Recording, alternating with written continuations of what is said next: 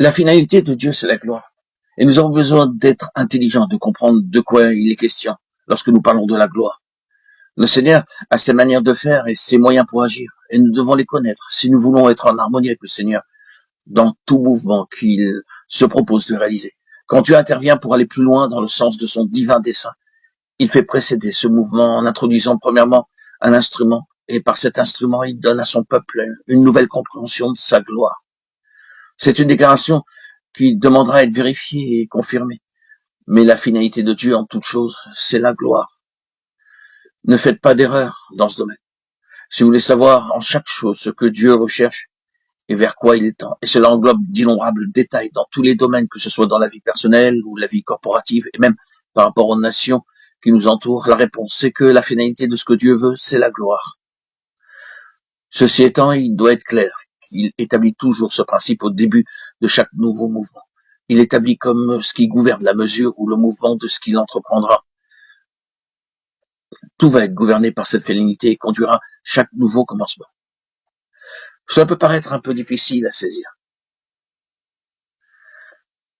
Prenons pour exemple, pour illustrer ce qui est donné à comprendre de ce qu'est la gloire. Abraham.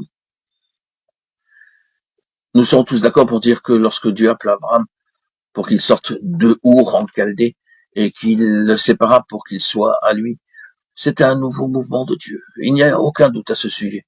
Ce fut une intrusion nette et définie de la part de Dieu dans l'histoire de l'humanité. Un pas de plus dans le sens du programme divin. Étienne nous dit que le Dieu de gloire apparut à notre père Abraham lorsqu'il était en Mésopotamie, Actes 7:2. Pourquoi le Dieu de gloire? Le terme vers lequel Dieu se dirigeait, c'était la gloire. Sa propre gloire dans un peuple pour qu'elle soit manifestée parmi les nations. Il apparaissait donc à Abraham comme le Dieu de gloire. Il faisait de la gloire le principe, la loi, la base de toute sa démarche, en l'établissant comme la règle pour progresser par la suite. Quelques siècles plus tard, et Abraham en avait eu la révélation, je vous invite à lire Genèse 15, 13, 16, Actes 7, 6, le Seigneur avait conduit ce peuple hors d'Égypte.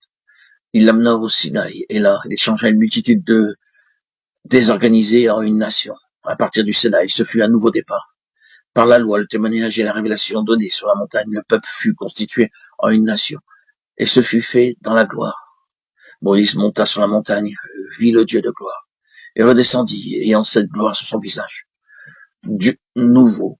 Dieu avait mis ce principe en évidence lors de cette nouvelle initiative. Il se mouvait sur le chemin de la gloire.